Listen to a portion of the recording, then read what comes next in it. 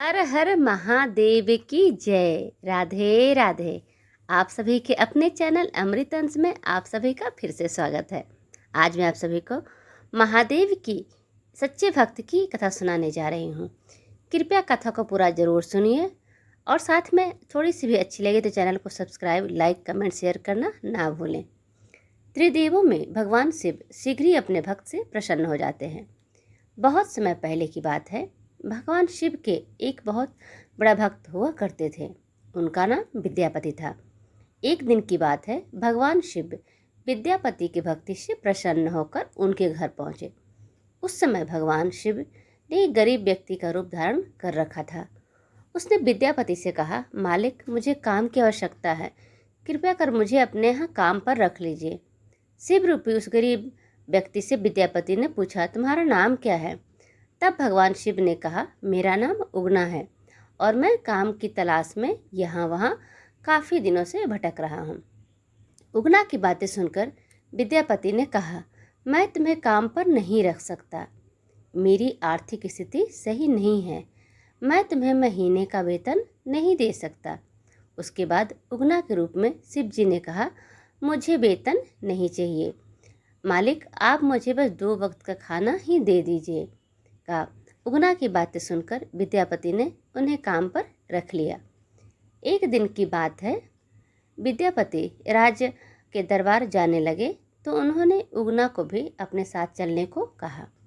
रास्ते में जाते समय विद्यापति का गला गर्मी के कारण सूखने लगा, मगर विद्यापति को आसपास कहीं भी जल दिखाई नहीं दे रहा था।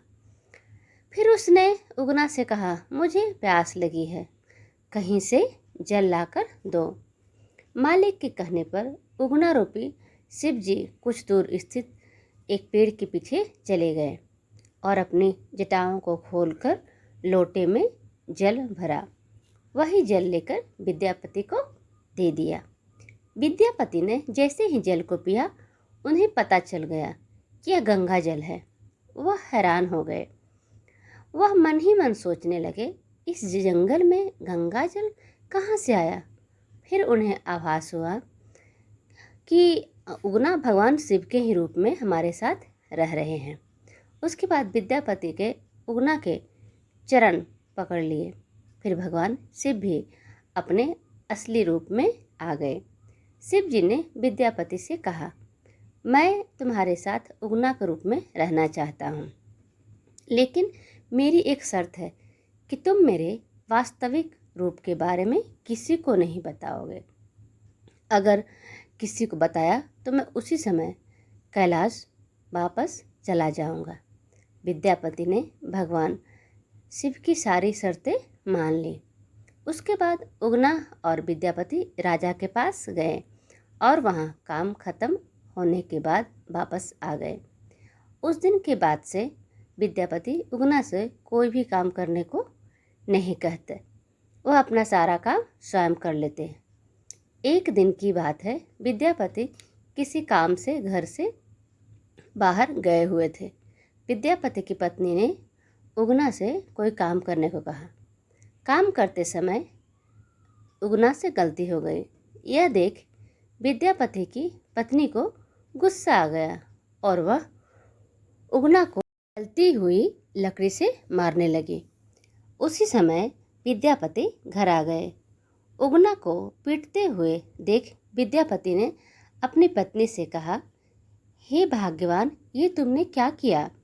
ये साक्षात भगवान शिव हैं और तुम इन्हें मार रही हो। विद्यापति के मुख से इतना सुनते ही भगवान शिव वहाँ से अंतर्ध्यान हो गए। उसके बाद विद्यापति को जब अपनी भूल का एहसास हुआ तो वह जंगल भगवान शिव को जंगलों में खोजने लगा। उसके बाद एक दिन भगवान शिव विद्यापति के सामने प्रकट हुए और बोले, मैं उगना के रूप में अब तुम्हारे साथ नहीं रह सकता।